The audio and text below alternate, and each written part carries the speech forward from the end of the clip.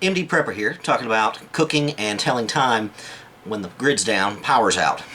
Of course, you got your watch, you got your phone as long as the charge lasts, you got wall clocks, those types of things. But in a long-term scenario, how are you going to tell cooking times, those types of things? So, well, I got an egg timer. Okay, great.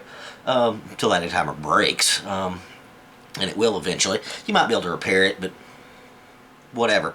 Was thinking about this, and for short-term things, hard boiling an egg and things, you really got to know the actual timing to get it right. Otherwise, it's undercooked or overcooked, etc. So I need some way to tell time other than just sitting there counting in my head and getting it wrong. And so I thought, well, of course they did it this way in the olden days. Is sand timers, hourglass, not being an hour exactly.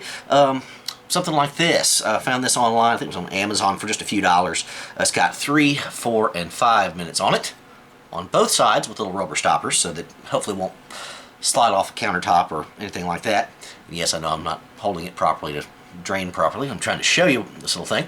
Of course, this could break, of course, but it has no moving parts, so as long as I'm not an idiot and drop it, if I keep it on the ground at my campsite level somewhere, the chance of this thing knocking over and breaking is fairly limited.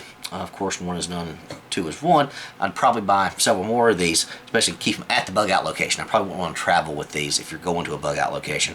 I'm also going to get a standard hourglass for an hour and a half an hourglass, and probably several more.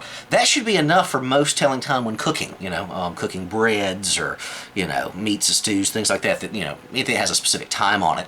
And of course, this little minute timer for smaller things and smaller tasks is going to work just fine. And different colored sands to differentiate, which I thought was a nice little touch. 3 is green, 4 minutes is brown, and just the standard white's 5 minutes. So fairly easy to keep track of. And you can even cook multiple things at different times. You got something that takes 5 minutes, you got something that takes 3. Yeah, good to go. So just a little tidbit, something to add to the bug out location or to your home kit, etc. If you're worried about power outages, stuff like that. Again, long term, sure, or short term rather, you can use your watch, something like that. But this is pretty foolproof as long as you don't break it. So just a thought. Let me know your feedback. MD Prepper out.